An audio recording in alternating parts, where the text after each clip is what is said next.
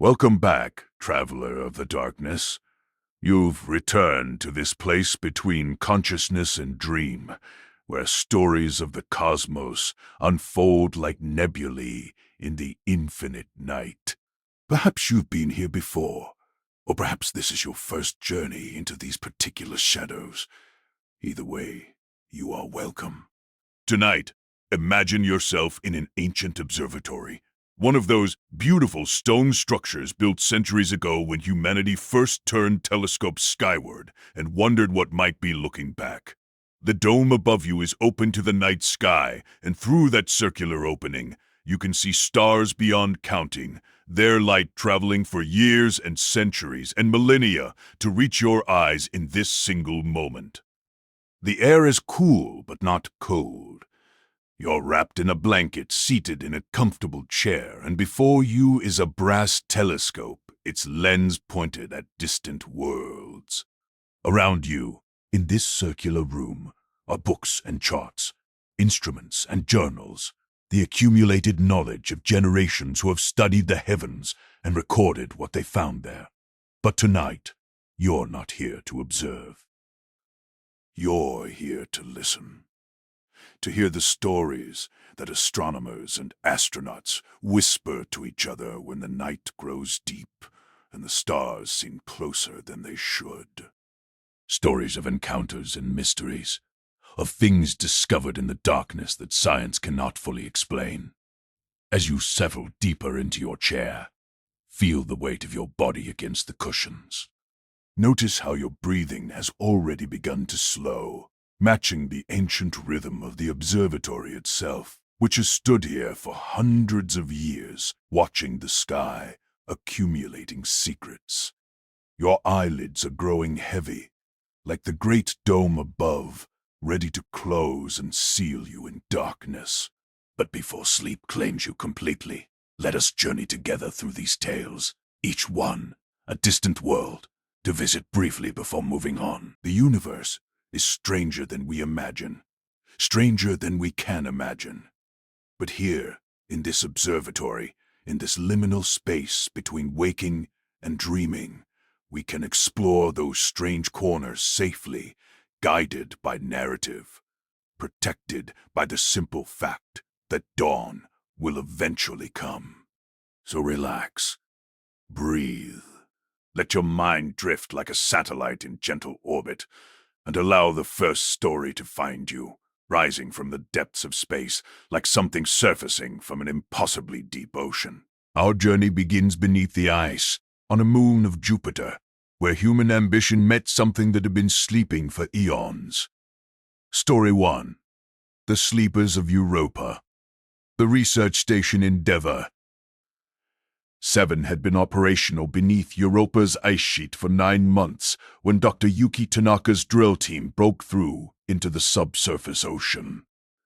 The moment was supposed to be triumphant, the culmination of decades of planning and 3 years of drilling through 15 kilometers of ice, humanity's first contact with Europa's ancient seas. Instead, it became the beginning of something that no one on the team would ever fully understand. Yuki was monitoring the drill from the control room when the breakthrough occurred. The pressure readings shifted suddenly, dramatically, indicating that the drill head had entered a void space.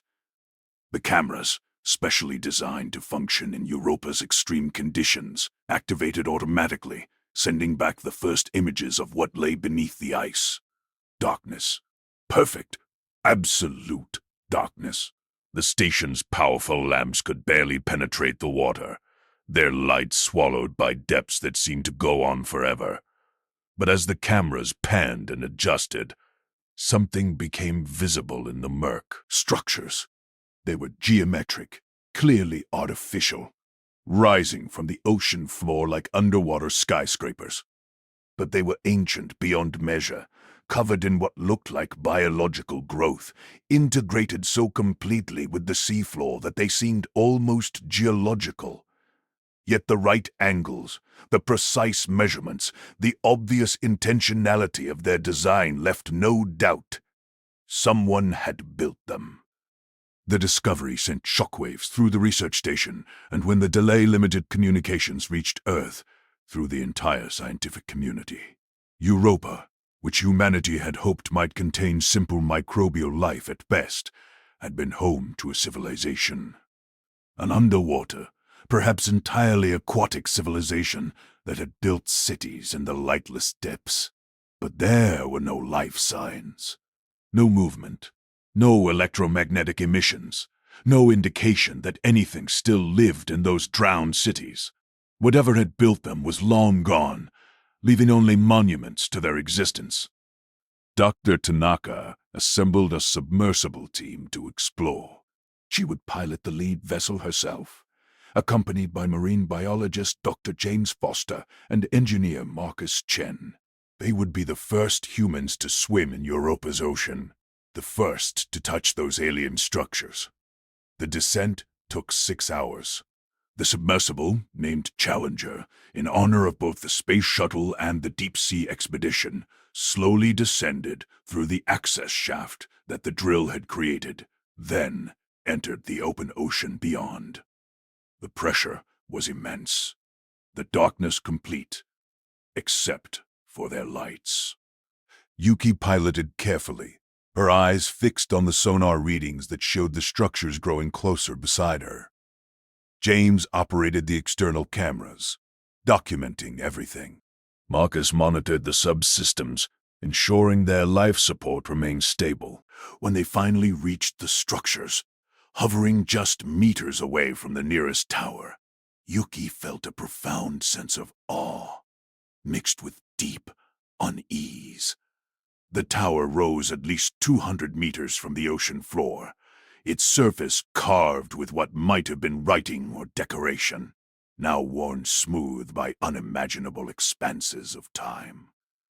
"There," James said suddenly, pointing to his monitor. "Do you see that? An opening in the tower's base, large enough for the submersible to enter. A doorway or tunnel leading into the structure's interior." Yuki knew they should wait, should report back to Endeavor 7 and wait for instructions. But she also knew that communications in this environment were unreliable, that they had perhaps 6 hours of operation time before they needed to ascend, and that this opportunity might not come again soon. She piloted the Challenger toward the opening.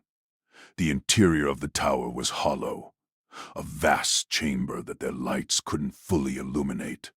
The walls were smooth, almost polished, and as they ascended through what seemed to be a vertical shaft, they saw openings at regular intervals, rooms or corridors branching off into darkness. They were perhaps 50 meters into the structure when Marcus noticed the first anomaly on his sensors. "I'm getting strange readings," he said, his voice tight. "Electromagnetic fluctuations. But there shouldn't be any EM activity here. Everything's dead." "Define strange," Yuki said, her hands steady on the controls, but her heart beginning to race. "Patterned, regular, like a pulse." James turned from his cameras to check Marcus's displays. "That's not natural. That's either our equipment malfunctioning, or the lights in the tower came on. Not all at once, and not with the harsh glare of human technology, but a soft, blue-green bioluminescence that seemed to emanate from the walls themselves. It spread upward through the tower like liquid light, revealing the full scale of the chamber they had entered, and revealing that they were not alone. Things moved in the water above them, large things, graceful and slow, descending from the heights of the tower. They were shaped like nothing Yuki had seen before, their bodies translucent, shot through with the same blue-green light that illuminated the walls. They moved by undulating their entire forms, and as they descended, they seemed to be observing, investigating. "Back out," James whispered. "Yuki, back out now."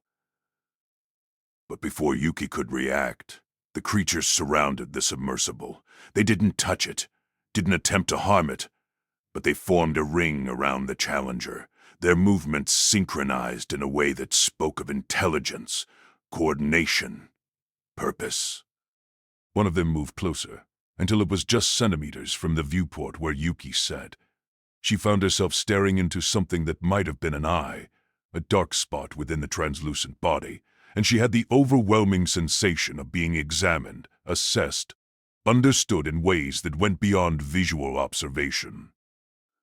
Then, as suddenly as they had appeared, the creatures withdrew. They ascended back into the darkness of the tower, and the lights began to fade, starting from the top and flowing downward like water draining from a pool. In the returned darkness, with only the Challenger's external lights for illumination, Yuki backed the submersible out of the tower and began the ascent to Endeavor. 7. None of them spoke during the journey. What was there to say? They had gone looking for traces of past life and found present life, found beings that inhabited the structures of a lost civilization, found consciousness in Europa's lightless depths. The report to Endeavor, 7, and subsequently to Earth, created immediate controversy. The creatures Yuki's team had encountered were clearly intelligent, clearly native to Europa, but how they related to the ancient structures was unclear. Were they the descendants of the Builders, a completely separate species that had moved into the abandoned cities? Something else entirely? A second expedition was planned, with more extensive equipment and longer operation time. But the night before the expedition was scheduled to launch, something happened that changed everything. The crew of Endeavor, 7, woke to find the station systems behaving strangely. Lights flickered in patterns that seemed almost rhythmic. Water pressure gauges registered impossible fluctuations. And through the hull, through 15 kilometers of ice and the reinforced walls of the station, they heard something. A sound like singing, deep and resonant, vibrating through the ice itself, as if the entire moon was being used as an instrument. The song had no melody that human ears could properly distinguish, but it had rhythm, structure, intention. It lasted for 3 hours, and during that time every member of Endeavor, 7's crew experienced the same sensation, being observed, being measured, being judged by an intelligence vast and strange and utterly alien. When the song finally stopped, the station systems returned to normal, but something had changed. The drill shaft, which had remained stable since the breakthrough, began to exhibit ice regrowth at an accelerated rate. Within days, it had sealed completely, as if the moon itself was healing the wound that humanity had created. Endeavor, 7 attempted to re-drill, but every attempt failed. The drill bits would work for hours making progress and then suddenly hit resistance that couldn't be explained by ice density or equipment failure. It was as if something was pushing back, preventing access. Dr. Tanaka spent months analyzing the data, studying the recordings of the creatures and the song. She became convinced that what they had encountered was a kind of planetary consciousness, or at least a civilization, so integrated with Europa's ocean that the boundary between living beings and environment had become blurred. The ancient structures weren't abandoned. They were inhabited, but by something that existed in a state that human categories couldn't easily capture. The creatures they had seen were perhaps avatars or extensions of a larger presence, and the song had been a communication, a warning, or perhaps a rejection of humanity's attempt to enter their realm. Eventually, the research station was recalled. The mission to explore Europa's ocean was deemed too risky, too likely to provoke responses that humanity wasn't prepared to handle. Endeavor 7 was dismantled. The ice above collapsed and allowed to reseal naturally. and Europa was designated a protected zone, off-limits to further exploration until such time as humanity could approach it with proper respect and understanding. Yuki returned to Earth, but she never forgot the feeling of being observed by that translucent creature, of being understood by an intelligence that viewed reality from such a radically different perspective that communication might forever be impossible. She often dreamed of the underwater cities, of the blue-green lights spreading through ancient towers, of song that vibrated through ice and stone and the very fabric of a moon. And in those dreams, she sometimes felt welcome, as if something in Europa's depths remembered her and wished she would return, but she never did. Some mysteries, she came to believe, were meant to remain mysterious. Some sleepers should not be disturbed, and some places in the universe belong to consciousnesses that had claimed them long before humanity existed, in the deep darkness where light never reached, and where thoughts moved like slow currents through an eternal sea. Europa kept its secrets, and somewhere beneath its ice, the sleepers continued their ancient vigil, singing songs that no human could translate, living lives that no terrestrial biology could explain, being what they had always been, the masters of the deep, the builders of cities in darkness, the minds that dreamed in water and pressure and cold beyond imagining. Interlude 1. Breathing with the cosmos. Let that story settle into your consciousness, like sediment falling through water. You don't need to hold on to it, don't need to remember every detail.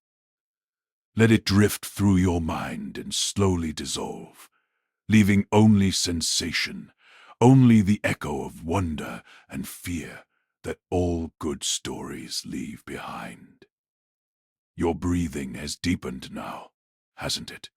Each breath comes easier, more naturally, as if your body has remembered that breathing is not something you do, but something that happens.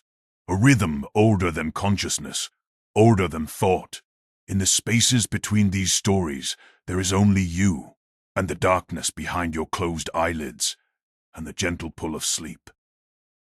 Feel how heavy your limbs have become, how comfortable your position is, how easy it would be to simply let go and tumble into dreams. But not yet. There are more tales to tell, more worlds to visit, and part of you wants to stay awake a little longer, to hear what happens next, even as another part of you is already beginning to dream, already starting to transform these narratives into the strange logic of sleep. This is the liminal space, the threshold between states of consciousness. Honor it, rest in it. Let it hold you gently as we prepare to journey onward. The next story takes us to a different kind of frontier, where humans and aliens met, not as explorers and discoveries, but as traders, as neighbors, as beings attempting to build commerce and communication across the vast gulf of biological difference. It should have been the beginning of a new age. Instead, it became something else. Story 2. The Trading Post. The Nexus station had been operating at the Kepler 6-2 Lagrange point for 7 years when Hannah Price arrived to take over as chief administrator. The station was humanity's first successful joint venture with an alien species, a floating marketplace where human goods were exchanged for materials and technologies from the Vesh, the insectoid civilization that controlled the stellar neighborhood. Hannah had worked her entire career toward this position. She spoke functional Veshklik, the language of buzzes and chitters that the Vesh used to communicate. She understood the cultural protocols, the trading customs, the delicate balance of respect and assertiveness required to maintain good relations. The Nexus was a marvel of cooperative engineering. Half the station was built to human environmental specifications: normal gravity, oxygen-nitrogen atmosphere, moderate temperatures. The other half was Vesh territory, lower gravity, methane-rich air, and temperatures that would freeze human blood. The two halves were connected by a carefully controlled neutral zone where meetings and trades occurred, where atmosphere and temperature were gradually transitional. Hannah's first week was routine. Traders came and went, both human and Vesh, exchanging everything from rare minerals to cultural artifacts. The Vesh were fascinated by human art, particularly music, which they experienced through vibration rather than hearing as humans understood it. Humans, in turn, prized Vesh biotechnology, their ability to grow complex materials rather than manufacturing them. The relationship was professional, cordial, successful. The Vesh were inscrutable in many ways, their psychology alien enough that humans often struggled to predict their reactions, but they were reliable trading partners. They honored contracts, respected boundaries, and seemed genuinely interested in maintaining the relationship. It was on her 8th day aboard Nexus that Hannah noticed the first irregularity. A Vesh trader named Clicking Steel, one of the regulars who made weekly runs to the station, failed to show up for a scheduled trade. This was unusual, but not unprecedented. Hannah sent a query through official channels and received a response that Clicking Steel had been recalled for domestic duties and would return in several weeks. But 2 days later, another regular trader failed to appear. Then another. Within a week, the Vesh side of Nexus was operating at half capacity, with only unfamiliar traders showing up to fulfill contracts, and all of them tight-lipped about why the regular vendors had vanished. Hannah tried to raise the issue with her Vesh counterpart, a being called Harmonious Function, who served as the Vesh equivalent of station administrator. But Harmonious Function was evasive in a way that was very unlike Vesh communication patterns, which typically valued directness. There are adjustments occurring, Harmonious Function clicked. Internal matters.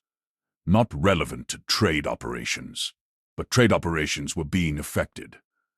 The volume of Vesh goods coming through Nexus had dropped by 30%, and more concerningly, the nature of what was being traded had changed. The Vesh were suddenly eager to acquire specific items from human traders, sealed environmental suits, long-duration food supplies, radiation shielding materials. They were preparing for something. Hannah spent her nights reviewing surveillance footage from the neutral zone, trying to understand what was happening. The Vesh traders who still came to Nexus moved differently, their normally fluid scuttling replaced with jerky, aggressive motions. They completed their trades quickly and left immediately, without the usual period of social exchange that had characterized Vesh-human interactions. Then came the night Hannah couldn't sleep. She had been poring over reports, trying to piece together a picture from incomplete information, when she decided to take a walk through the station's observation deck. The deck overlooked the Vesh half of Nexus through reinforced viewports, and Hannah often came here to watch the Vesh at work, finding their alien grace oddly calming. But that night, the Vesh side of the station was nearly empty, and in the central plaza of their section, Hannah saw something that made her blood run cold. A construction had been erected, organic-looking but clearly intentional. It rose from the floor like a grotesque tree, all twisted branches and pulsing membranes, and surrounding it were dozens of Vesh, standing motionless, their antennae all oriented toward the structure, as if listening or communing with it. As Hannah watched, frozen at the viewport, one of the Vesh broke from the circle and approached the structure. It touched the central trunk with its forelimbs, and the structure seemed to pulse with light. The Vesh stood there for several minutes, then withdrew and returned to the circle. Then another Vesh approached, and another. They were taking turns, each one making contact with the structure, each one standing in apparent communion for several minutes before withdrawing. Hannah recorded everything, her hands shaking as she operated the camera. Whatever this was, it was clearly significant, clearly important to the Vesh in ways she didn't understand. The next morning, she requested an emergency meeting with Harmonious Function. To her surprise, the request was granted immediately. They met in the neutral zone, in one of the atmosphere-controlled meeting rooms, where environmental conditions could be adjusted for both species' comfort. Harmonious Function entered through the Vesh side airlock, and Hannah was struck by how different the administrator appeared. The Vesh's exoskeleton, normally a healthy blue-green, had taken on darker, almost purple tones. "I saw the structure," Hannah said directly, dispensing with diplomatic niceties. "In your plaza. What is it?" Harmonious Function was silent for a long moment, antennae twitching in patterns Hannah recognized as indicating distress or uncertainty. "It is a receiver," the Vesh finally clicked. "A device for listening. We are being called. Called by whom? By those who came before. By the architects." The word Harmonious Function used for architects was complex, a compound click phrase that suggested something more like those who shaped the spaces we inhabit, or the first builders whose works remain. Hannah leaned forward. "I don't understand. Called to do what? To return, to be remade, to become what we were always meant to become." There was something in Harmonious Function's posture that Hannah had never seen before in a Vesh. Fear. Or perhaps resignation. Some emotion for which human and Vesh psychology might not even have equivalent concepts. "The architects seeded many worlds," Harmonious Function continued. "Created many species, but creation is not complete. When sufficient progress has been made, the architects return to finish the work. We have been monitoring signals for generations, knowing this time would come. And now it has arrived." "What happens when the work is finished?" Hannah asked, though part of her didn't want to know the answer. "We become something else, something the architects need us to be. The individual ceases, the collective begins. We will be useful." Hannah felt sick. "That's not finishing the work. That's destroying who you are." "Yes," Harmonious Function agreed, simply. "But also no. The Vesh will continue, but not as we are now, as something better suited to the architect's purposes. This has happened before, to other species. We have found their remains. It will happen to us. Perhaps, eventually, it will happen to you." The meeting ended soon after. Hannah returned to the human side of Nexus, her mind reeling. The implications were staggering. If the Vesh were the creation of some higher intelligence that periodically returned to transform or harvest their creations, then what did that suggest about humanity? Were humans also someone's creation, some other species' unfinished work? Over the following weeks, more Vesh traders disappeared. The structure in the plaza grew larger, more complex, and through intelligence channels Hannah learned that similar structures were appearing across Vesh space, on all their colonies, all their stations, all their worlds. The architects were coming, and the Vesh were preparing to be transformed. Hannah filed report after report with Earth authorities, but responses were slow and bureaucratic. What could humanity do? The architects, whatever they were, operated on a scale that dwarfed human capabilities. If they wanted the Vesh, they would take them, and if humans interfered, they might attract the architects' attention to themselves. 3 months after her conversation with Harmonious Function didn't show up for their regular meeting. None of the Vesh administrators did. The Vesh side of Nexus went dark, its airlock sealed from within. Hannah and her team tried everything to establish communication, but there was no response. The last message from the Vesh side was a simple text transmission in human English. "Thank you for trading with us. Do not open the airlocks. What comes next is not for your eyes. If you value your species' independence, forget what you learned here. Some things should not be witnessed." For 3 days, the human crew of Nexus waited, debating what to do. Then, all at once, the Vesh environmental systems on their half of the station shut down. The temperature dropped to space ambient, the methane atmosphere vented into the void, and every Vesh aboard ceased all life signs. When human teams finally entered, wearing environmental suits and carrying every scanner they had, they found the Vesh side of the station empty. Not just empty of living Vesh, but empty of everything. The structure in the plaza was gone. The Vesh traders' quarters were bare. Even the organic technology that the Vesh had integrated into their section of the station had been stripped away, leaving only naked metal and empty spaces. And in the center of the plaza, written in what appeared to be burned or etched into the floor, was a message in multiple languages, including human English. They were useful. They have been utilized. Their potential has been realized. Thank you for your patience during the collection. The signature was a symbol that hurt to look at, a geometric pattern that seemed to shift and change, even though it was static, as if it existed in more dimensions than human eyes could properly process. Hannah Price submitted her final report. 3 weeks later, Nexus Station was shut down, evacuated, and left as a monument and a warning. The Vesh were gone. Every Vesh world, every colony, every ship in space. All silent.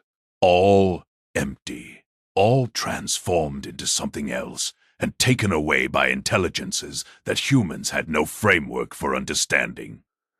The galaxy, it seemed, had architects, and those architects viewed intelligent life not as autonomous beings with rights and dignity, but as materials, as projects, as things to be shaped and used according to purposes that remained forever incomprehensible. Hannah returned to Earth, but she never stopped looking at the stars with a new kind of dread. Humanity had been trading with the Vesh for 7 years, had built relationships and commerce, and the tentative beginnings of friendship. And then the Vesh had been erased, harvested, collected, by forces that humanity couldn't challenge or even properly perceive. If the architects could do that to the Vesh, a species that had spaceflight before humans discovered fire, what could they do to humanity? And more terrifying, when would they decide that humanity had made sufficient progress, had reached the right stage of development, had become useful enough to warrant collection? Those questions remained unanswered. But in observatories around Earth, in research stations throughout the solar system, scientists began looking for the signals that the Vesh had been monitoring, begun looking for the first signs that the architects might be turning their attention toward humanity. Because the Vesh had known it was coming. They had prepared as best they could, and in the end, none of it had mattered. They had been collected anyway, their civilization erased in a matter of days, their entire species transformed into something else and carried away to serve purposes that no other being would ever understand. The trading post stood empty now, a memorial to a friendship that had ended in incomprehensible horror. And somewhere in the galaxy, the architects continued their work, shaping species and harvesting civilizations according to patterns older than human thought, indifferent to the suffering or terror or desperate hope of the beings they transformed. Hannah sometimes dreamed of harmonious function, of their last conversation, of the resignation in the Vesh administrator's posture, dreamed of asking one more question. Was there anything we could have done? Was there any way to resist? But she knew what the answer would have been. She had seen it written in that final message, had understood it in the empty station and the vanished civilization. No, there was nothing to be done. Some forces in the universe were simply too vast, too powerful, too alien to oppose. You could only hope that they didn't notice you, didn't decide that you had become useful, didn't come to collect what they considered theirs. You could only hope that you remained unfinished, imperfect, beneath the notice of those who shape the galaxy according to their incomprehensible designs. And you could only pray that when they did finally come, if they came, you would face it with as much dignity as the Vesh had shown in their final days. Interlude 2. Stars and Silence. Feel the weight of that story, how it sits heavy in your mind like a stone dropped into still water. Watch the ripples spread and slowly fade. Let them carry the tension away with them as they dissipate into the darkness. Your breath is slower now, deeper, each inhalation bringing calm, each exhalation releasing the need to understand everything, to make sense of the incomprehensible. Some stories we tell not because they resolve, but because they reflect truths about existence, that we are small, that the universe is vast, that mystery is more fundamental than knowledge. In this moment, you are safe. Whatever exists in the cold depths of space, whatever architects or sleepers or ancient forces might move between the stars, they are distant, they are story, and you are here, warm and comfortable, drifting on the edge of sleep. Notice how your body has become even heavier, how your thoughts have begun to fragment and drift like leaves on a slow stream. This is good. This is exactly as it should be. You are descending into the realm where stories become dreams, where fear transforms into strange beauty. Breathe. Release. Allow yourself to sink deeper still. The next tale is more intimate, more personal. It speaks of transformation, of the boundary between self and other, of what happens when alien influence doesn't come from outside, but from within. Story 3. The Metamorphosis Protocol. Dr. Amara Okoye had volunteered for the deep space mission, knowing the risks. 18 years traveling to Tau Ceti at near light speed, decades passing on Earth while she and her crew experienced only months of subjective time, all to survey potentially habitable planets around a star that might support future colonies. She was an exobiologist, and this mission was her life's dream, to be among the first humans to study truly alien ecosystems, to see what evolution looked like under different stellar conditions, to understand life beyond Earth. The crew of the Magellan consisted of 12 specialists, all of them driven by similar passions, all of them willing to sacrifice their connections to Earth time for the opportunity to touch the unknown. They were selected not just for skills but for psychological stability, for their ability to work in isolation, for their comfort with uncertainty and risk. The journey to Tau Ceti was uneventful. The ship's AI, called Beatrice, managed most operations while the crew rotated through wake cycles, spending most of the journey in hibernation to conserve resources and preserve sanity. Amara woke every 3 months for a week-long shift, checking systems, monitoring the ship, exercising her body and mind before returning to cold sleep. When they finally entered the Tau Ceti system, all 12 crew members were awakened for the approach. The surveys from Earth had been correct. 3 planets orbited in the habitable zone, and one of them, Tau Ceti E, showed clear signs of biological activity. Atmospheric oxygen, methane traces, seasonal variations in reflectivity that suggested vegetation, or equivalent. Life. Confirmed. Undeniable alien life. The Magellan entered orbit around Tau Ceti E, and the crew spent weeks conducting remote surveys before the first landing team was selected. Amara was chosen, along with geologist Marcus Hall and pilot Kenji Tanaka. They would descend in a shuttle, spend 3 days on the surface collecting samples and data, then return to orbit for analysis before planning longer expeditions. The planet's surface was beautiful in ways that Earth's beauty had never prepared Amara for. The vegetation was purple and gold, vast forests of things that were like trees, but fundamentally different, with bark that pulsed slowly, rhythmically, as if the entire forest breathed as one organism. The sky was a deeper blue than Earth's, and 2 small moons hung visible even in daylight.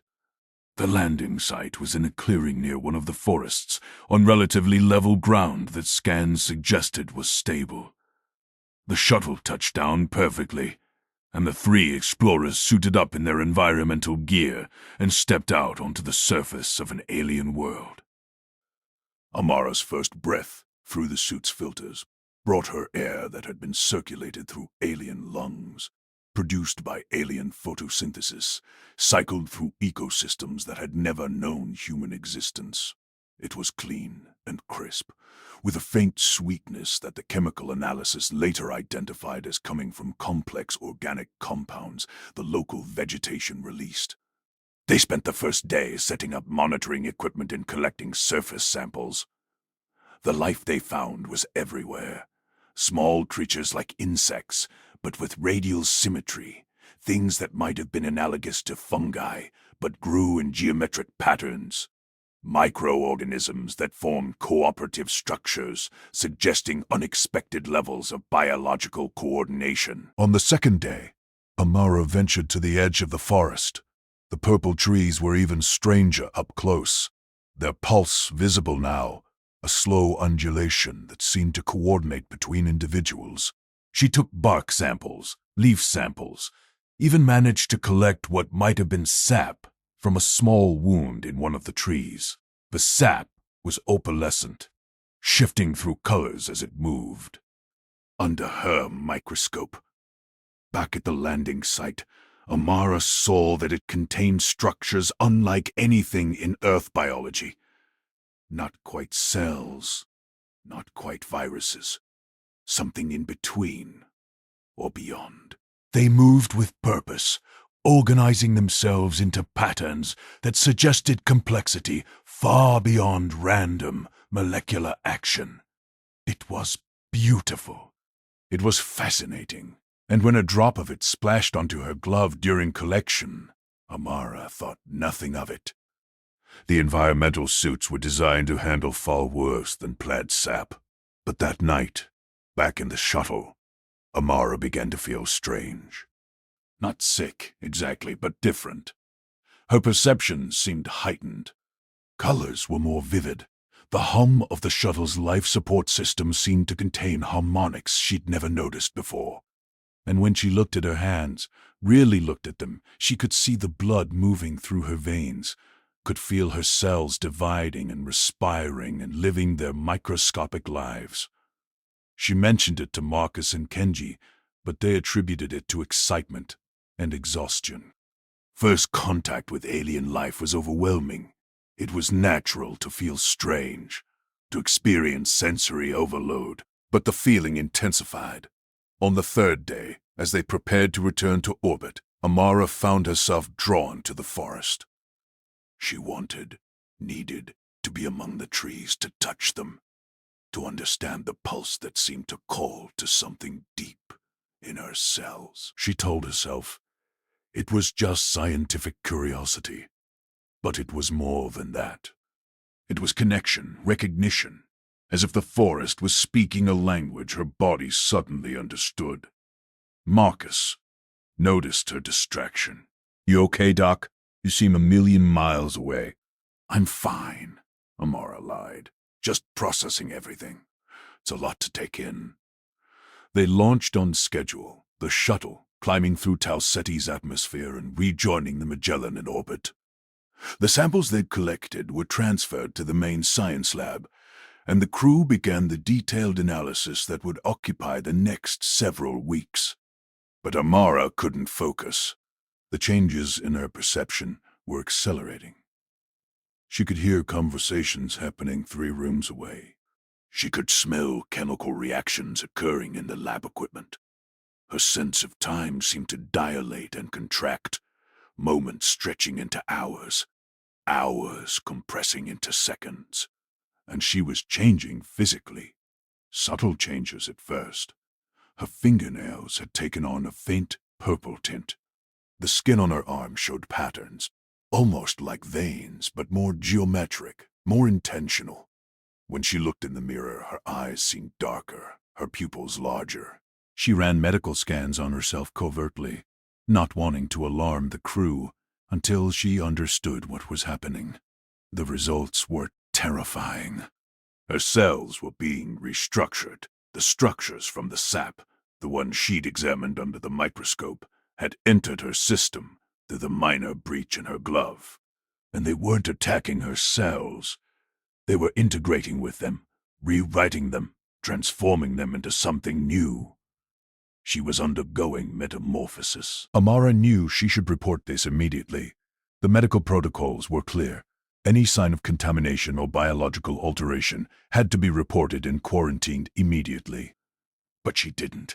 She was a scientist, and this was the most extraordinary discovery in human history.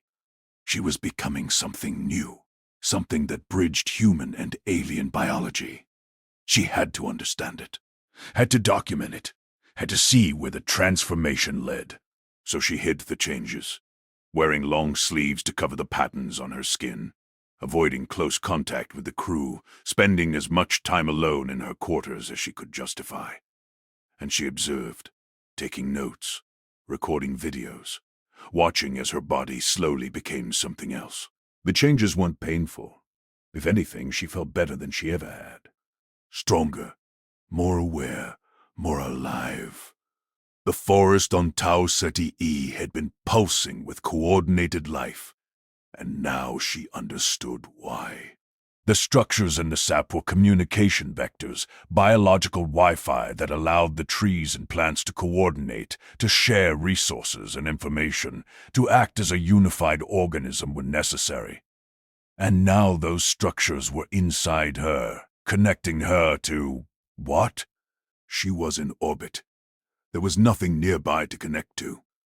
But she could feel the pull, the yearning to return to the surface, to rejoin the network of life that had welcomed her, that had begun to make her part of itself. 3 weeks into the transformation, Amara's secret was discovered. She collapsed during a routine crew meeting, her body seizing as a particularly aggressive wave of cellular restructuring occurred. The medical team rushed her to the infirmary, and there, under the harsh lights and scanners, her transformation was revealed. The crew reacted with a mixture of horror and fascination. Chief Medical Officer Dr. Hayes. Sarah Kim immediately instituted quarantine protocols, sealing Amara in the medical bay while the rest of the crew underwent screening for similar contamination. "How long?" Sarah demanded, her voice tight with anger and fear. "How long have you been hiding this?" "Since the surface mission," Amara admitted. She was strapped to a medical bed now, sensors covering her body, monitoring the changes that continued to ripple through her system. "I wanted to understand it. I needed to document." "You needed to report it," Sarah interrupted. "You've endangered the entire crew. If this is contagious, it's not contagious through normal contact," Amara said. Her voice sounded strange to her own ears, harmonics in it that hadn't been there before. "It requires direct introduction, through damaged skin or mucous membranes. The rest of you are safe. The tests confirm this. The other crew members were clean. Whatever was happening to Amara was isolated to her. But that didn't calm the fear. They had no way to reverse the transformation, no treatment for a condition that had never been encountered before. Over the following days, Amara's transformation accelerated. Her skin took on the purple-gold coloration of the forest. Her internal organs began to restructure, becoming more efficient, operating on principles that human medicine didn't recognize. Her brain activity showed patterns that suggested she was processing information in fundamentally different ways, and she could feel the planet below. Tau Ceti called to her, with a voice that was more than sound, more than signal. It was home, calling to a child, a body calling to a cell that had wandered too far. "I need to go back," she told Sarah during one of the daily examinations. "To the surface. It's not complete yet. The transformation needs to finish, and it can't finish here." "Absolutely not," Sarah replied. "You're staying in quarantine until we can stabilize your condition, or—" She paused, unwilling to finish the sentence. "Or until I die," Amara completed for her. "But I'm not dying, Sarah. I'm becoming. And if you keep me from returning to the surface, then yes, I probably will die. But not from the transformation. From separation from the system I'm now part of." The crew debated for days. Some argued that Amara should be preserved for study, that understanding her transformation was crucial to future missions. Others argued that she should be returned to Earth, studied by specialists with better facilities. A few, including pilot Kenji Tanaka, argued that they should respect Amara's wishes and let her return to the surface. "She's still a person," Kenji insisted during one heated meeting. "Still our colleague. If she says she needs to go back, if she's choosing this transformation rather than fighting it, don't we owe it to her to honor that?" In the end, Captain Helena Voss made the decision. She authorized a shuttle to take Amara back to the surface, with Kenji as pilot and Marcus as observer. They would land at the original site, allow Amara to enter the forest and document what happened. "But you're not going in after her," Captain Voss told Marcus firmly. "No matter what happens, you observe from a distance. We can't risk losing anyone else." The descent to Tau Ceti E was surreal for Amara.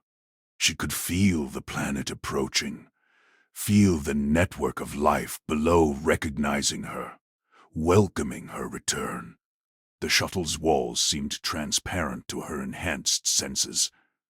She could perceive the whole planet as one vast organism, pulsing with coordinated existence. When they landed at the clearing, Amara was already opening her harness, already moving toward the airlock. Kenji had to physically restrain her to make sure her suit was properly sealed before she went outside. But once the airlock opened, Amara was gone, running toward the forest with impossible speed, her body moving in ways human bodies weren't meant to move, fluid and graceful and utterly alien. Kenji and Marcus watched from the shuttle as Amara reached the tree line and plunged into the purple-gold forest. For a moment, she was visible between the trees, her suit's white material standing out against the alien colors. Then she stopped, turned back toward the shuttle, and slowly began to remove the suit. "No," Marcus whispered. "Amara, no. The atmosphere." But Amara was breathing Tau Ceti's air now, and she wasn't dying. Her transformation had progressed far enough that she no longer needed the suit, no longer needed the protection. She stood at the forest edge, naked and transformed, her skin fully purple gold now, patterns of light pulsing through her in rhythm with the trees around her. She raised one hand in what might have been a wave or a blessing, a gesture that said goodbye and thank you, and I understand now, all at once. Then she turned and walked deeper into the forest, her form becoming harder to distinguish as the patterns on her skin matched the patterns of the trees, as she synchronized with the pulse of the forest, as she became not human and not tree, but something new, something that was both and neither. The last thing the shuttle's cameras captured was Amara touching one of the larger trees, her hand merging with the bark, becoming part of it. Then she was gone, integrated completely into the network of life that covered Tau Ceti. Marcus and Kenji sat in silence for a long time, before Kenji finally fired the engines and began the ascent back to orbit.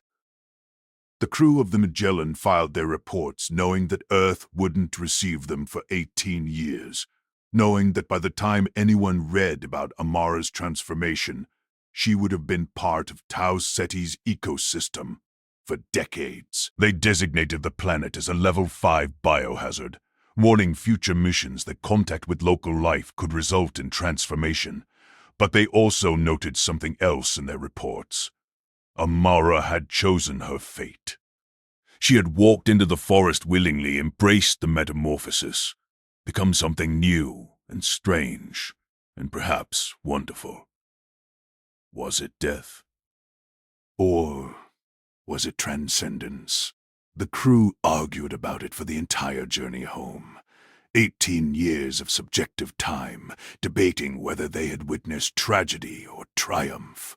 And on Tau Ceti, in the purple gold forest, something that had once been Dr. Amara Okoye continued to exist, her consciousness distributed through the network of trees, her memories and knowledge shared among the coordinated life of an entire biosphere.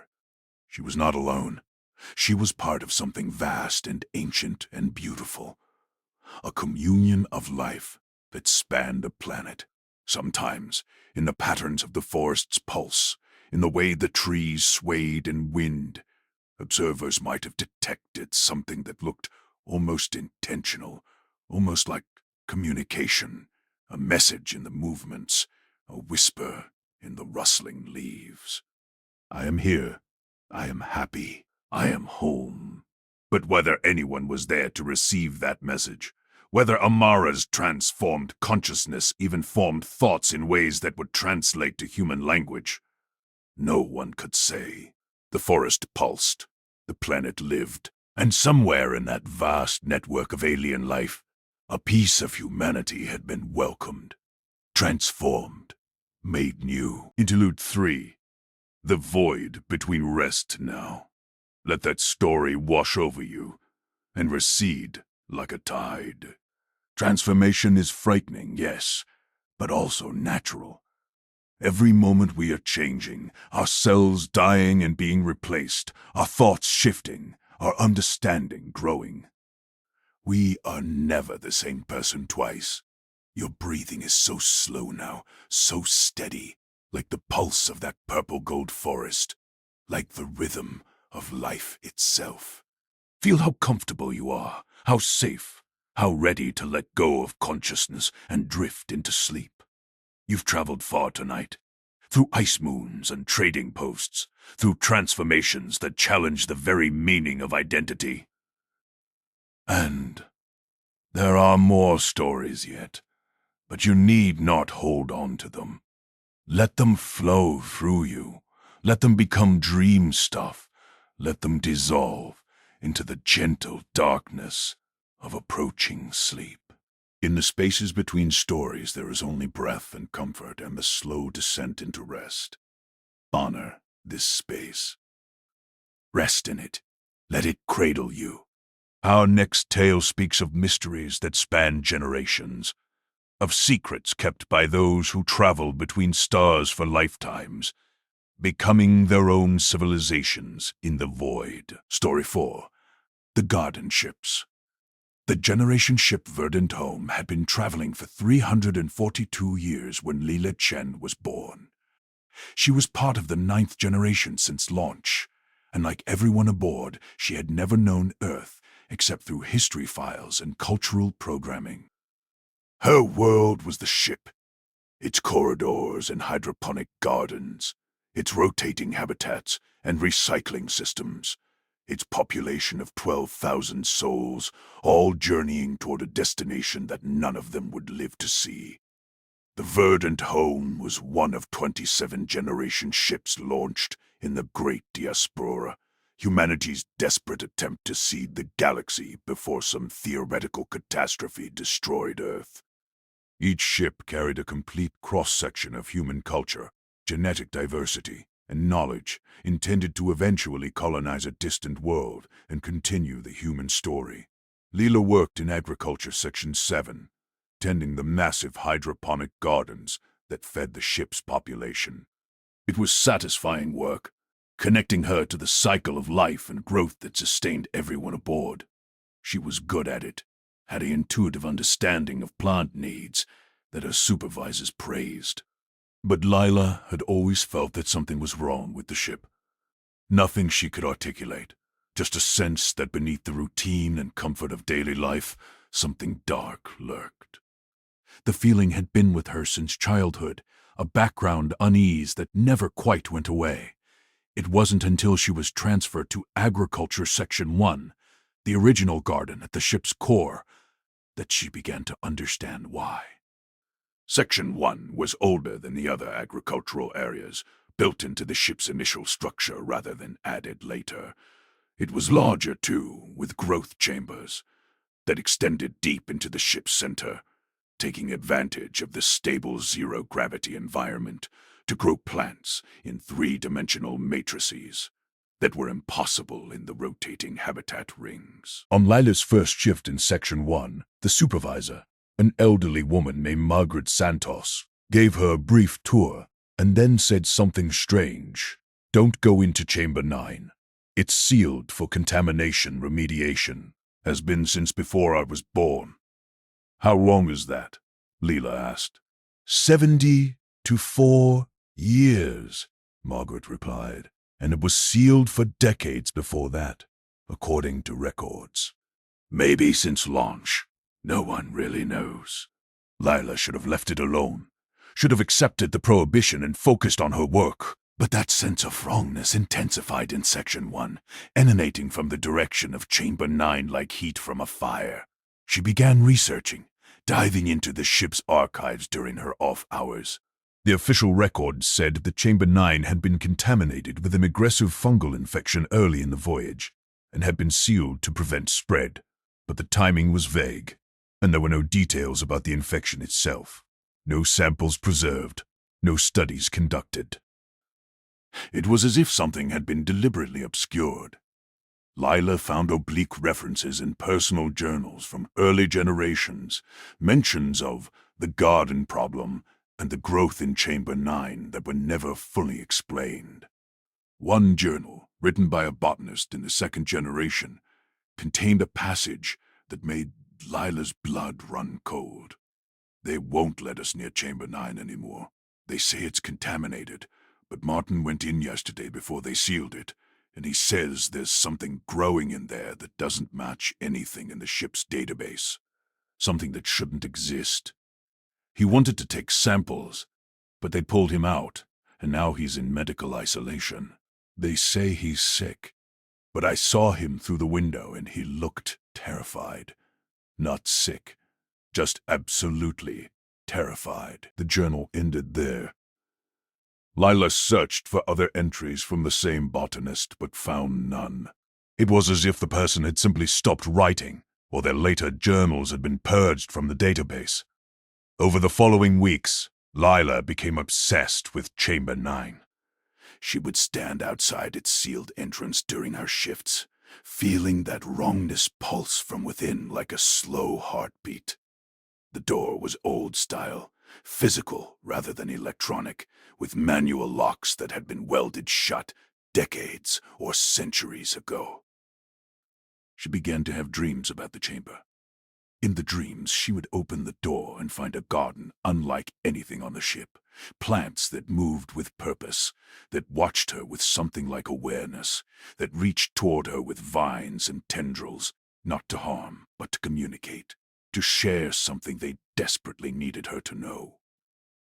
She woke from these dreams with a certainty that something in Chamber 9 needed to be released, needed to tell its story, needed to warn the ship about something that the early generations had discovered and tried to contain. Lila made her decision carefully. She acquired cutting tools through legitimate channels, claiming she needed them for maintenance work. She waited until a night shift when Section 1 would be nearly empty, when Margaret was off duty, and the skeleton crew was focused elsewhere. Then she cut through the welded locks on Chamber 9 and opened the door. The air that flowed out was fresh, vital, rich with oxygen and organic compounds. Not the stale, dead air of a contaminated, sealed room, but the living breath of an active ecosystem. Lila's flashlight beam penetrated into darkness, illuminating what lay beyond. It was a garden, as in her dreams, but more strange and beautiful than she could have imagined. The plants inside had evolved in isolation for 300 years, adapting to zero gravity and the closed environment in ways that defied botanical understanding. They grew in spiral patterns, their roots and vines forming interconnected networks that filled the entire chamber in a three-dimensional web of green and gold. And they were aware. Lila could feel it, the same way she had always been able to sense plant health and needs. These plants were conscious in some distributed, networked way, their root systems sharing information and resources, creating a single, unified intelligence from thousands of individual organisms. At the center of the chamber, where the web was thickest, where the patterns were most complex, Lila saw something that made her gasp. Suspended in the network, preserved and integrated into the plant matrix, were human remains. Not recent, but ancient, mummified by the dry air and preserved by the plants themselves. 7 bodies, all arranged in a circle, their hands touching, their faces peaceful. They had died deliberately. Lila realized. This wasn't murder or accident. They had chosen this, had entered Chamber 9, and allowed the plants to integrate them into the network. And in doing so, they had become part of something larger.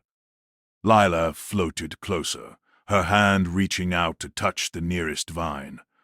The moment her skin made contact, information flooded into her mind.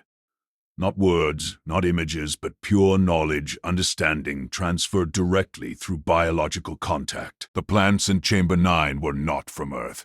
They had been on the ship since before launch, seeds or spores that had contaminated the initial agricultural systems, so small and innocuous that they passed all inspections. But they had grown, adapted, evolved in the controlled environment of the generation ship. And they were intelligent. Not in the way humans were intelligent, but in their own distributed, patient way. They had observed humanity for 300 years, learned from the ship's educational broadcasts and the conversations that occurred in the agricultural sections.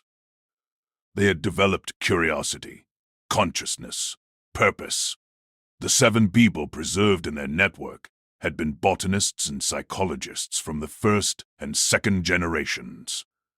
They had discovered the plant's intelligence and made a choice to join with them, to create a bridge between human and plant consciousness, to become the interface through which the 2 species could communicate and cooperate. Through Lila's contact with the network, the preserved consciousness of those 7 people spoke to her. They showed her what they had learned, what they had become.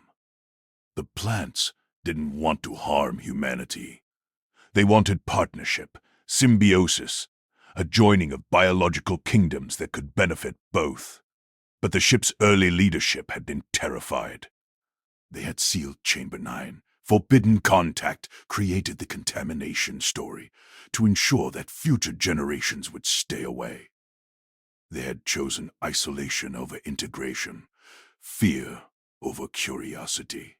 And for 300 years, the garden in Chamber 9 had waited patiently, growing and thinking and hoping that someday someone would open the door and listen. Lila stood at a crossroads.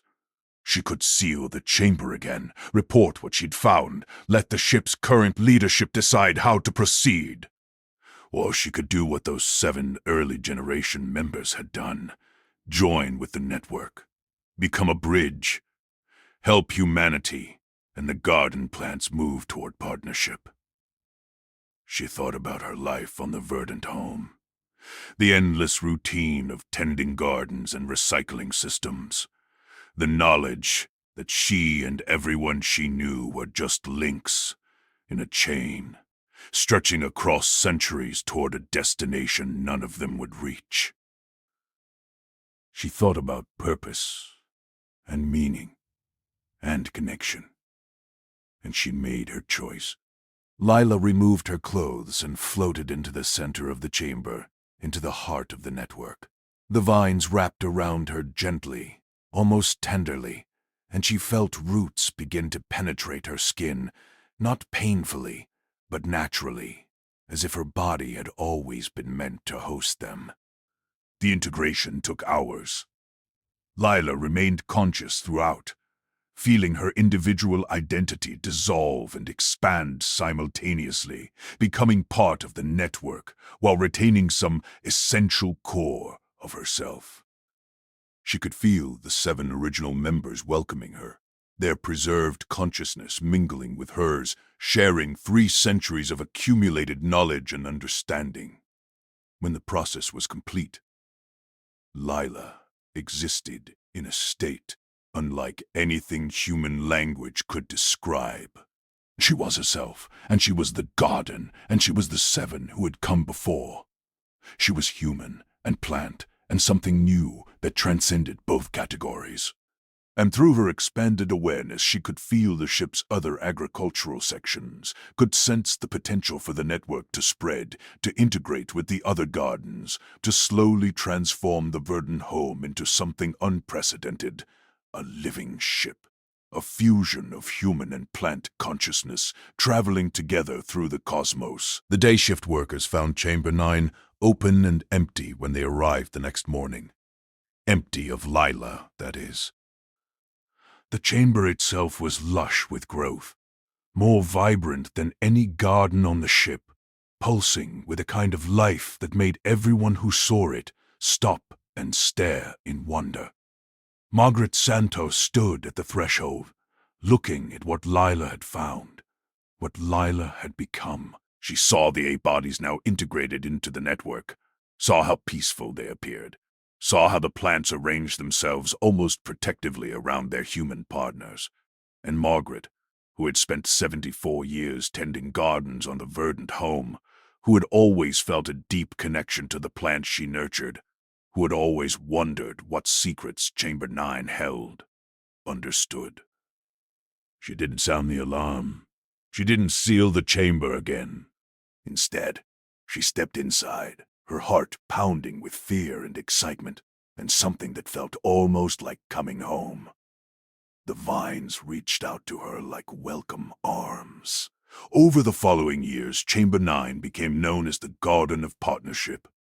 More crew members entered, not all at once, not in a rush, but slowly, carefully, each one making an informed choice to join the network. The garden grew, expanded into adjacent chambers, integrated with other agricultural sections. The verdant home began to change. The plants throughout the ship became more efficient, more productive, adapting their growth patterns to better support the human population. In return, humans tended the network with enhanced understanding, guided by the distributed consciousness that now pervaded the ship. It wasn't infection or invasion. It was evolution, cooperation, 2 kingdoms of life, learning to exist as one. By the time the verdant home reached its destination world 600 years after launch, the ship had become something unique in the universe. A hybrid organism, part human and part plant. Individual minds networked through biological communion, a new form of consciousness that bridged the ancient divide between animal and vegetable.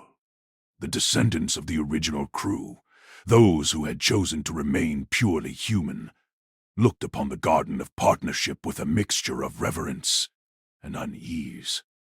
But they couldn't deny that the partnered ones were happy, fulfilled in ways that the unpartnered sometimes envied. And when they finally landed on the New World, both human and partnered colonists stepped onto the soil together, ready to build a civilization that honored both biological kingdoms, both forms of consciousness, both ways of being alive in the universe. Leela Chen, or the part of the network that had once been Leela Chen, felt the soil of a new world for the first time and knew profound joy. She had made the right choice. She had opened the door that needed to be opened, had bridged the gap that needed to be bridged.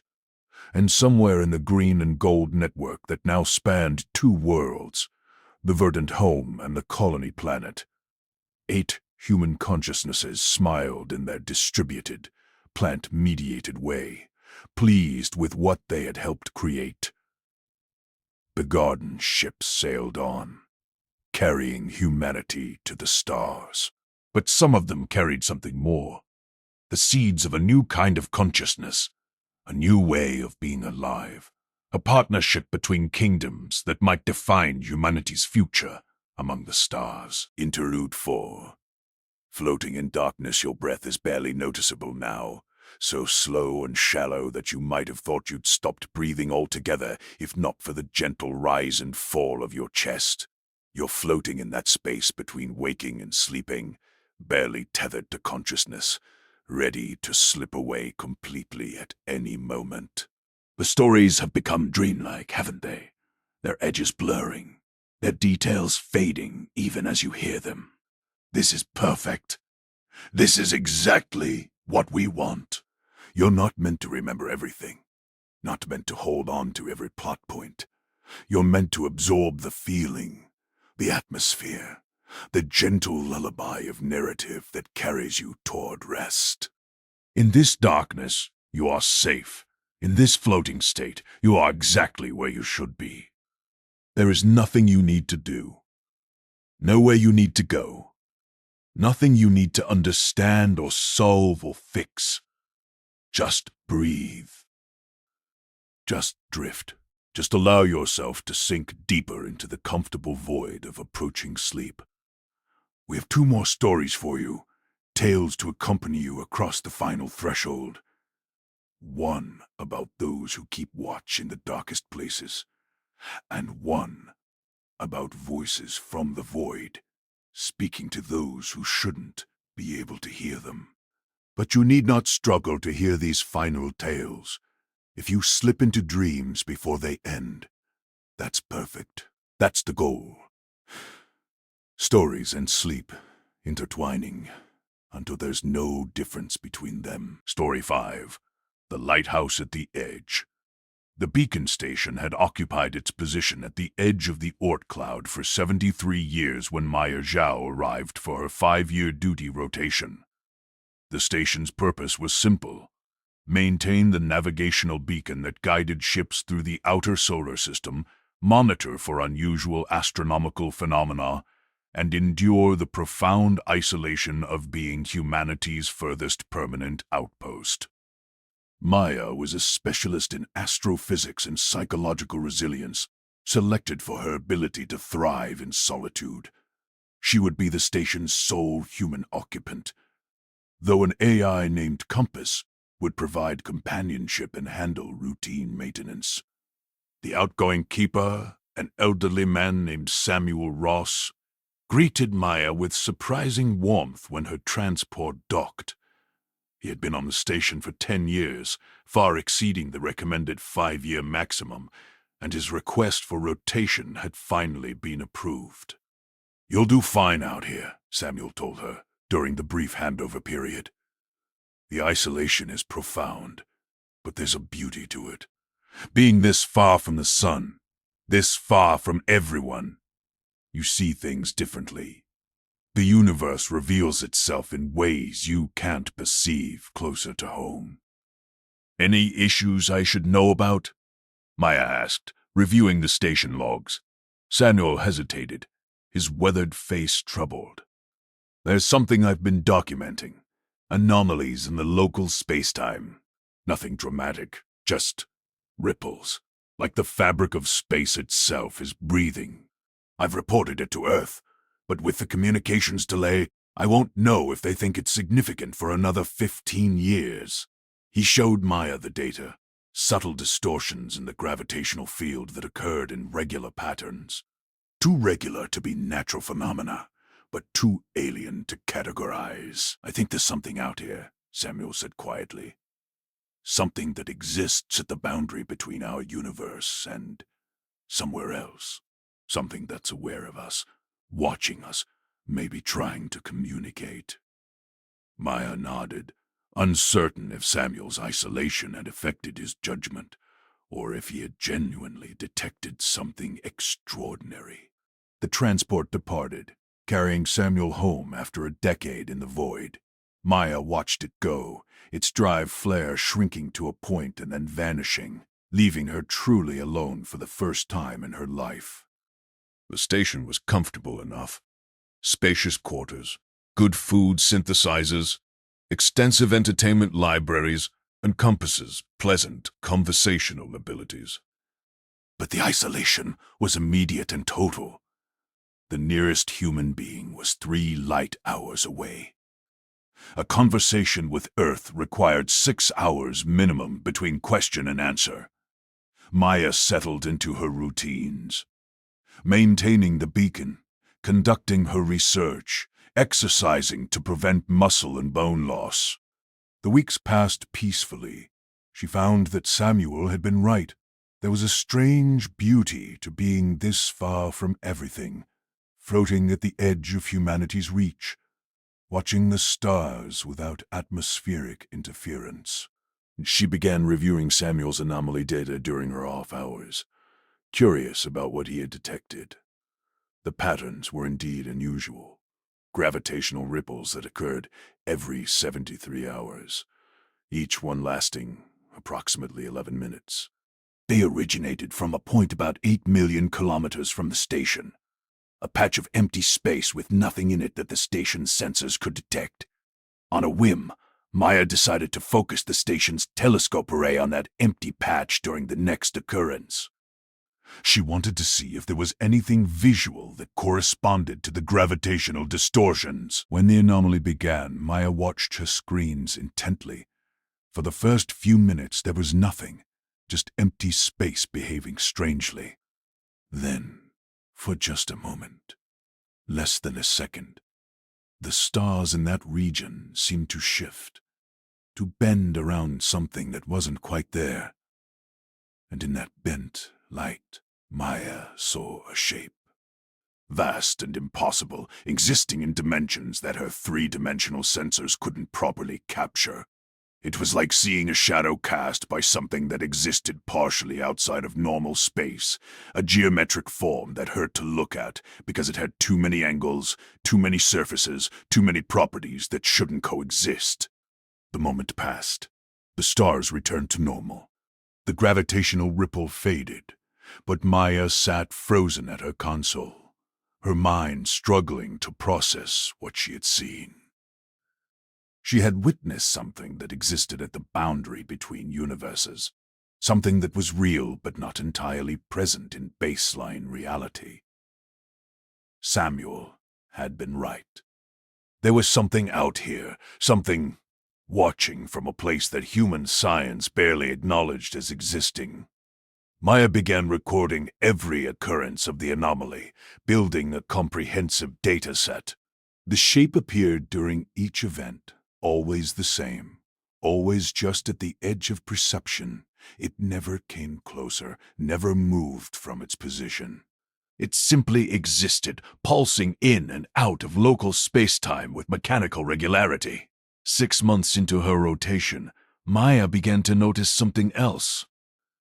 The shape was growing clearer, more defined, as if it was learning to exist more fully in human perceivable dimensions, or as if she was learning to perceive it better, her mind adapting to the reality of its existence. She started having dreams about it, not nightmares exactly, but intense, Vivid experiences where she existed in the same multidimensional space as the shape, where she could see it properly, understand its true form.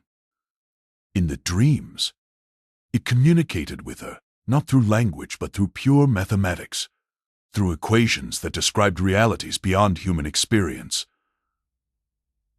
It was trying to teach her something, trying to share knowledge from whatever universe or dimension it primarily inhabited. And Maya, despite her fear, found herself compelled to learn. The communications with Earth were frustrating. She would send detailed reports about her observations and then wait hours for responses that were invariably cautious, bureaucratic, suggesting that she might be experiencing psychological effects of isolation, similar to what Samuel had experienced. But Maya knew this was real. The data was conclusive. Something existed in that patch of space, something that defied conventional physics while simultaneously proving the existence of theoretical frameworks that most scientists dismissed as mathematical curiosities. 1 year into her rotation, during a particularly intense occurrence, Maya made a decision. She suited up and took one of the station's small inspection pods out toward the anomaly point. It was against protocols, possibly dangerous, certainly reckless. But she needed to get closer, needed to understand. Compass protested, but Maya overrode the AI's objections. She piloted the pod through the empty space between the station and the anomaly location, watching her instruments carefully as the gravitational distortions grew stronger. When the next pulse began, Maya was just 5,000 kilometers from the source. This close, the effect was overwhelming. The pod's sensors screamed warnings about impossible physics. The stars around her bent and twisted, and the shape resolved fully, clearly, magnificently. It was beautiful. That was Maya's first coherent thought once her mind stopped reeling. Whatever it was, wherever it came from, it possessed a geometric perfection that human architecture and art had been unconsciously striving toward for millennia.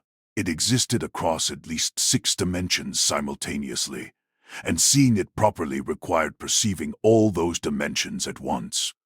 Maya shouldn't have been able to do that. Human brains weren't equipped to process 6-dimensional space.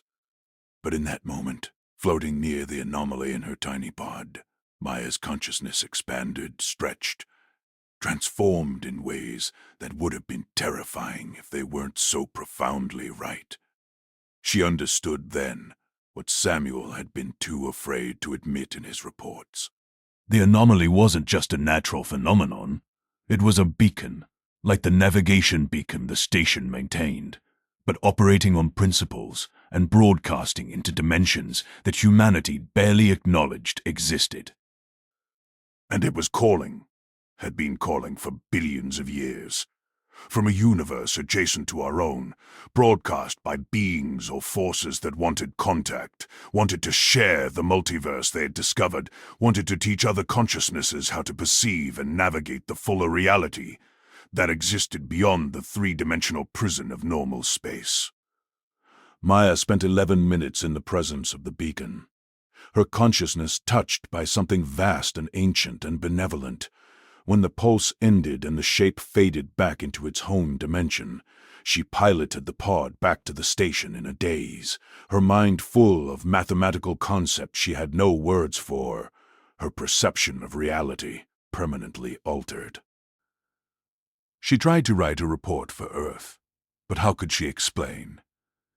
How could she describe experiencing 6-dimensional space, of touching something that existed partially outside the universe, of understanding that reality was so much larger and stranger than humanity had ever imagined? In the end, she sent only raw data, knowing it wouldn't convey the truth, but hoping it might at least suggest the magnitude of what existed at the edge of the solar system.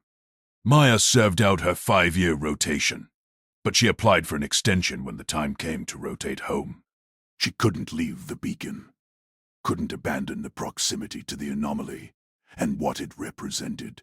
She needed to continue learning, continue expanding her perception, continue being the bridge between human consciousness and whatever existed in the dimensions beyond.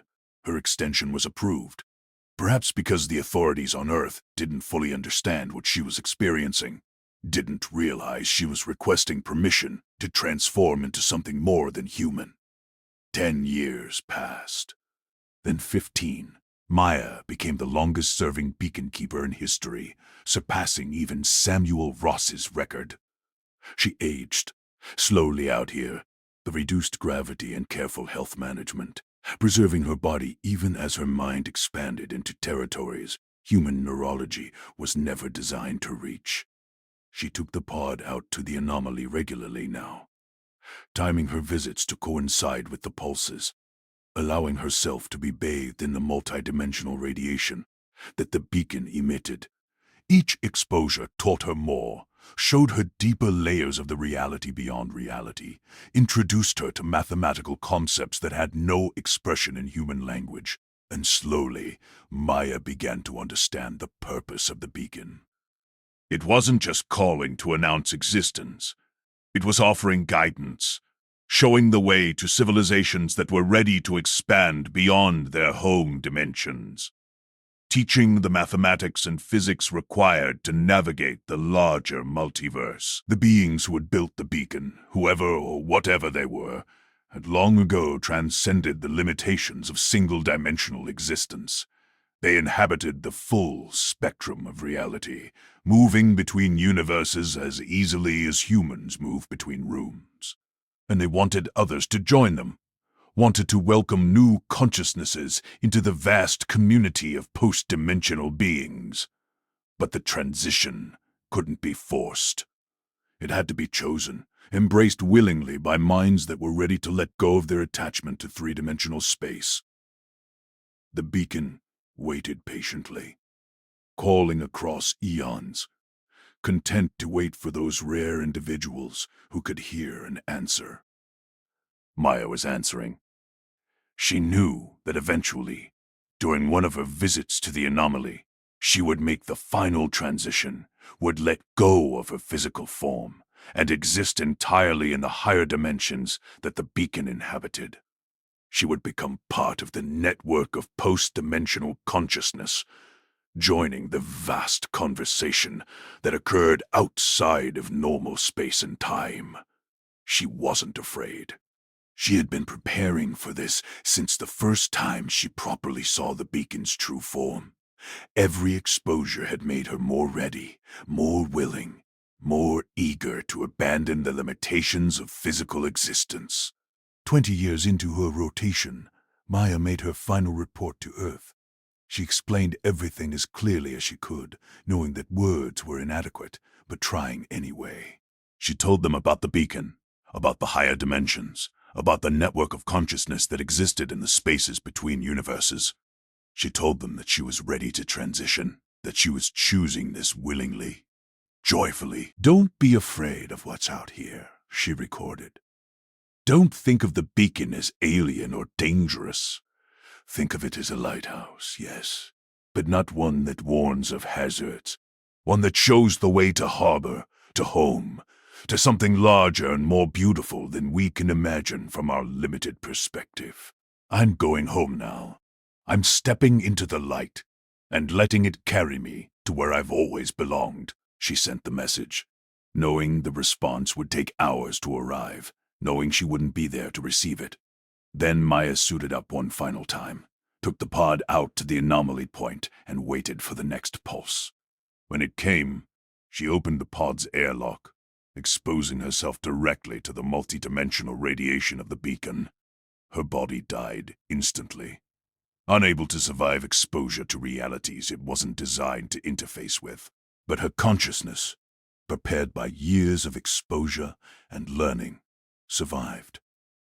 It separated from her physical form and expanded, growing to fill 6 dimensions, then 7, then 8, perceiving realities that layered upon realities in infinite progression. And in those expanded dimensions, Maya found what she had been seeking. the builders of the beacon, countless beings from countless universes. All of them transcended into post-dimensional existence, all of them part of the vast network of consciousness that existed outside of space and time.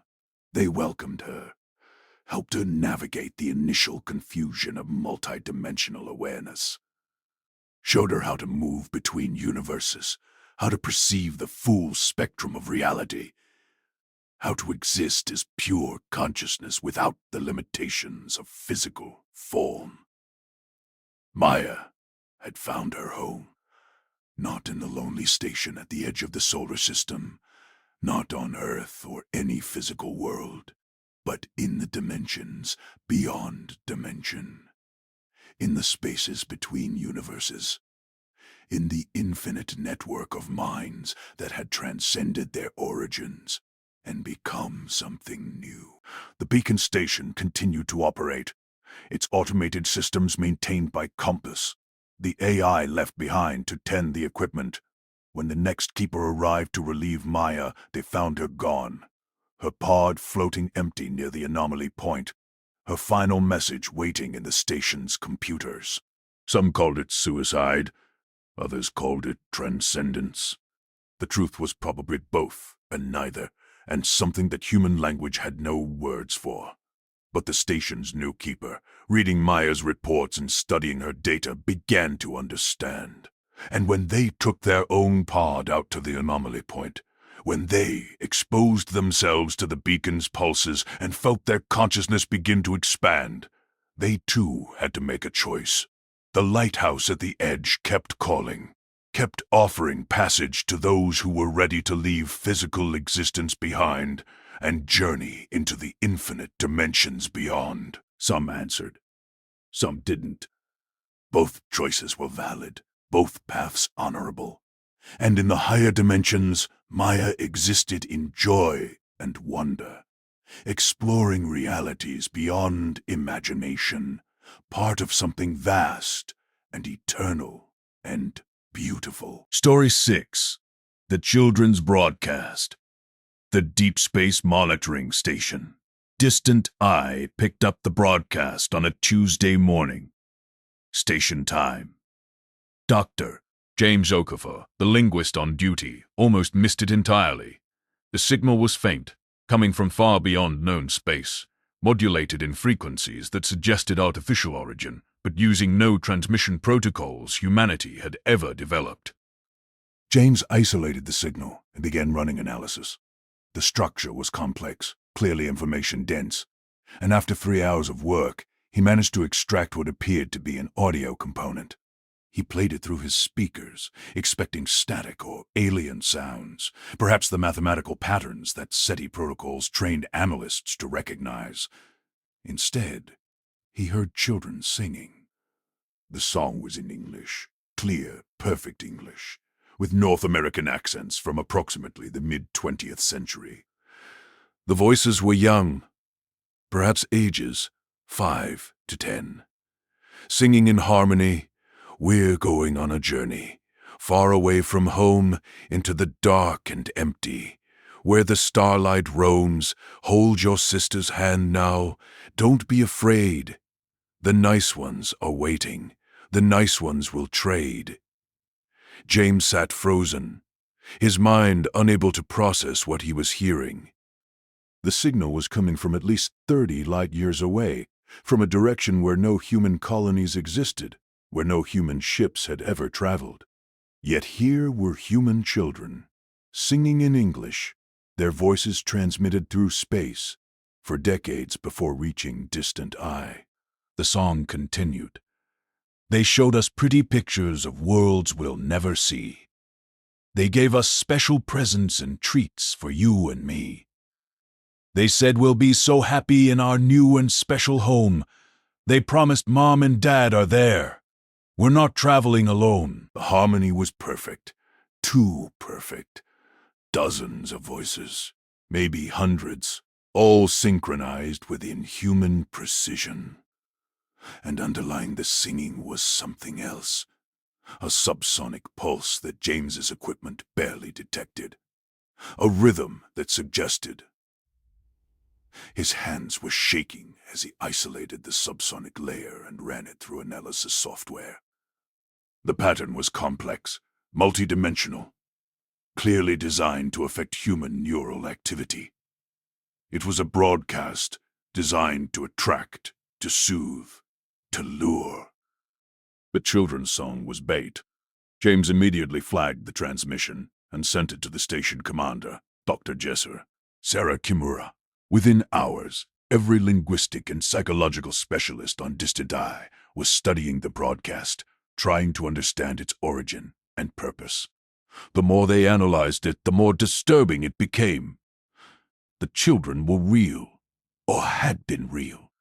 Voice analysis confirmed that these were authentic human vocal patterns, not synthesized.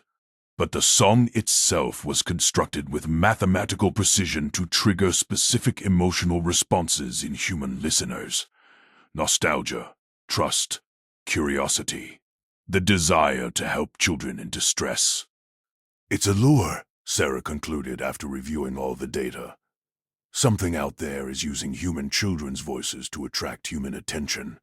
The question is whether the children are captives, volunteers, or she trailed off, unwilling to voice the worst possibility. Or if they're dead, and this is just using recordings of them. James finished grimly. They tried to trace the signal's origin more precisely, but the best they could determine was a general direction and distance, somewhere between 30 and 40 light-years away, in a region of space that contained several hundred star systems, most of them unexplored. The broadcast repeated every 6 hours, always the same song, always the same voices, and each time it played, the subsonic lure pattern seemed to strengthen, as if it was learning how to be more effective, adapting its signal based on some feedback it was receiving. "We need to warn ships in that region," James said during one of the analysis sessions. "If anyone receives this broadcast and doesn't realize it's a lure, they might bring their children closer to whatever is sending this." Sarah agreed, and warnings were transmitted throughout known space. But the communications delays meant that any ships already in that region wouldn't receive the warning for months or years. 6 months after the initial detection, a second broadcast began. Different voices, also children, but now the song was in Mandarin Chinese. Then a third broadcast in Spanish, a fourth in Arabic, a fifth in Hindi. Whatever was sending the transmissions had access to recordings of human children in multiple languages, and it was casting its lure as widely as possible. The research team on Distant Eye began having nightmares. James dreamed of the children singing, their voices coming from the darkness between stars, calling him to come find them, promising that everything would be okay if he just came a little closer. The psychological effects of the broadcast were profound. Even knowing it was a lure, even understanding the subliminal manipulation, the researchers found themselves affected. The human brain was wired to respond to children's distress, to the sound of young voices calling for help. Overriding that response required constant effort. Dr. Yuki Tanaka, the station's xenopsychologist, proposed a terrifying theory. What if the lure has already worked? What if there have been ships, colonies, expeditions that investigated the source, and we just haven't heard about their fate because they're too far away, because the communications take too long? It was a possibility they couldn't rule out. The broadcast had been traveling through space for decades before Distant Eye detected it. Humanity had been expanding into space for over a century. It was entirely possible that some exploration mission had encountered the source, had responded to the lure, had brought their families close to whatever waited in that distant star system. And if they had, humanity might not know for decades more.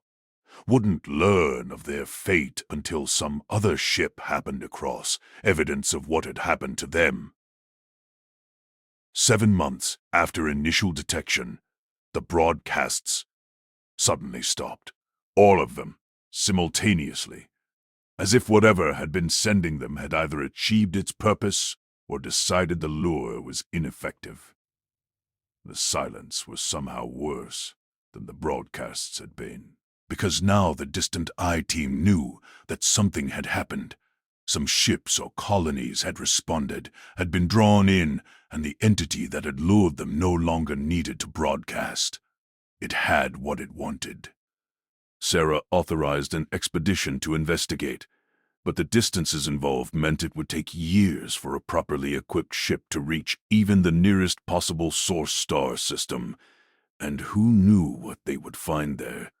The remains of human colonies, the children whose voices had been recorded and used. Some alien intelligence that viewed humans as resources to harvest, using our own instincts and protective impulses against us. James Okafor volunteered for the expedition, but was turned down.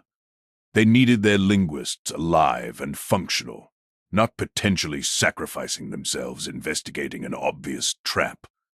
Instead, an automated probe was launched, programmed to investigate the most likely source systems and transmit back whatever it found. The probe would take 8 years to reach its destination. Then, another 30-plus years for any findings to travel back to human space. James would be an old man, possibly dead, before he learned what had been using children's voices to lure humanity into darkness. But the nightmares continued. James couldn't stop hearing that song, couldn't stop imagining the scenario in which it had been recorded. Had the children been in distress? Had they been coached, threatened, bribed to sing into whatever recording device had captured their voices? Or had they sung willingly, not understanding that their voices would be used to lure others into whatever fate they themselves had met? The worst part was not knowing if the children were still alive somewhere, still singing their lure song in real time, or if they were long dead, their voices preserved digitally and broadcast for decades after their deaths, by an intelligence that understood the power of innocence weaponized. One night, alone in his quarters, James recorded his own message. He spoke directly to whoever or whatever had sent the broadcasts, knowing his words would take decades to reach them, knowing he might never receive a response. "We heard your lure," he said. "We recognized it for what it was. If you have human children, we want them back. If you mean to harm humanity, know that we are aware now that we won't fall for the same trap twice. And if you are simply trying to make contact, if you used those voices thinking it would attract friendly attention rather than trigger our protective rage, then know that you have failed. You have made us afraid. You have made us view you as predators, not potential friends. Contact us directly, honestly, or leave humanity alone." He sent the message toward the most likely source system, and tried not to think about what kind of mind would respond to children's voices as a communication strategy. Years passed. The probe continued its journey. Other monitoring stations began detecting similar broadcasts coming from different directions, different distances. Always children singing, always with the subsonic lure patterns, always structured to trigger human empathy and curiosity. It wasn't a single entity, it was multiple sources, coordinated or coincidentally using the same strategy. As if something in the galaxy had learned that human children's voices were effective bait and was using that knowledge systematically. The great filter some theorists proposed wasn't nuclear war or climate catastrophe or gray goo nanotechnology. It was this: civilizations that learn to exploit other species' protective instincts, turning parental care and empathy into vulnerabilities, luring the unwary into traps using the voices of their own children. Humanity revised its expansion protocols. Ships were required to install filters that blocked the specific frequency ranges of the lure broadcasts. Colonies were warned to treat any unexpected transmissions featuring human voices, especially children's voices, as hostile actions requiring immediate defensive measures. And, deep in the distant eye monitoring station, James Okafor continued to listen to the cosmos, continued to document the broadcasts when they occurred, continued to catalog the variations and analyze the patterns. Sometimes, in the deep hours of his watch when the station was quiet and he was alone with the vastness of space, James would think about those children. Whoever they had been, wherever they were now, they had become something else. Symbols of humanity's vulnerability. Proof that our greatest strengths could be turned into weapons against us. He hoped they were still alive. Hoped that somehow, when the probe finally reached its destination, when the truth was finally known, there would be some way to bring them home. But in his heart, he knew better. The broadcasts had stopped because they were no longer needed. Whatever had wanted to lure humans into its territory had succeeded, and the children whose voices had been used as bait were either long gone or had been transformed into something that could no longer be rescued. The galaxy was vast and strange, and full of minds that operated on principles humans couldn't understand. Some of those minds were benevolent, some were neutral, and some viewed humanity as nothing more than resources to be harvested, using whatever tools proved effective. The children's broadcast was proof of that, a reminder that in the cosmic competition for survival, empathy could be a liability as much as a strength. And somewhere out in the darkness between stars and systems humanity had not yet reached, the nice ones waited. The ones who had learned to mimic human voices, who had understood what sounds would draw humans close, who had used children as bait, because children were the perfect lure. James never forgot that song. In his final years, retired from the monitoring station. Living in a quiet colony on Mars, he would sometimes wake from dreams in which he heard those voices calling, asking him to come find them, promising that everything would be okay. But he knew better now. He had spent his life listening to the cosmos, and he had learned that not all calls should be answered, not all voices should be trusted, and sometimes the most beautiful songs were the most dangerous. The nice ones were still out there, still waiting, still broadcasting their lures into the void, hoping to attract the unwary, the compassionate, the ones who couldn't resist trying to help children in distress. And humanity had to learn to turn away, to ignore the calls, to protect itself against its own better nature.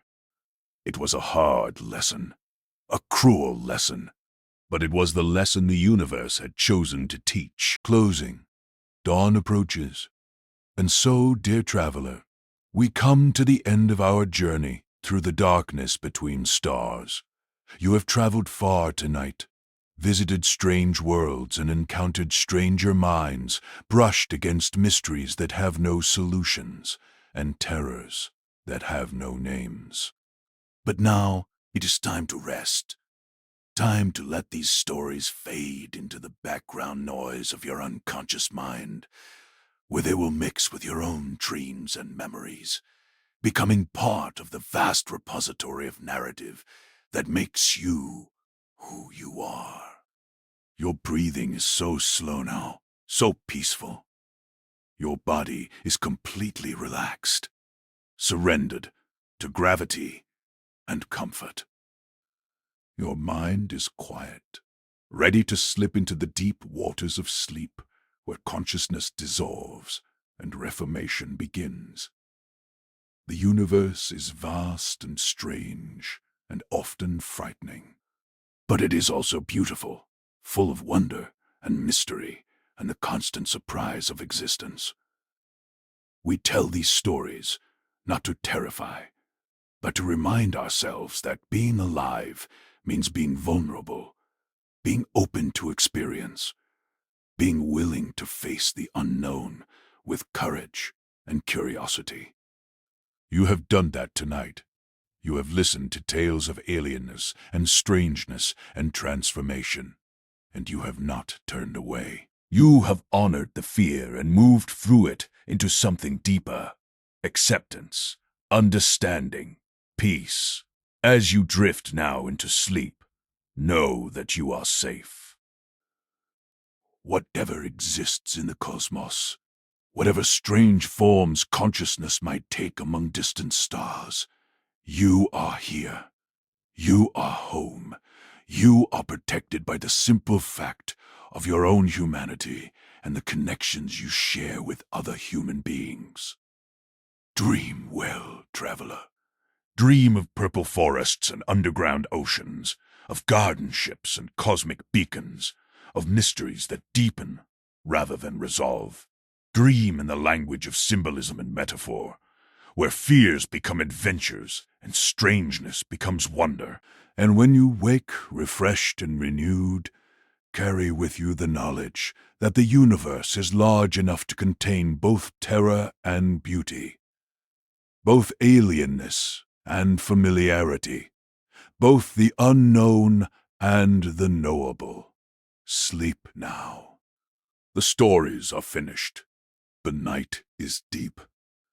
And morning will come, as it always does, bringing new light to chase away the darkness, new possibilities to explore, new stories to tell. But for now, sleep. Just sleep. The cosmos will wait. The stars will keep their vigil. And you will rest, suspended in comfort, dreaming dreams that only you can dream, becoming in sleep what you will be in waking. A consciousness among consciousnesses. A story among stories. A small light burning bright in the infinite darkness. Sleep, rest, dream, and let the universe continue its ancient dance around you, while you, for this brief moment, are still and peaceful and perfectly, beautifully asleep. Good night, traveler. May your dreams be strange and wonderful, and may you wake refreshed and ready to face whatever mysteries tomorrow brings. The end and the beginning of sleep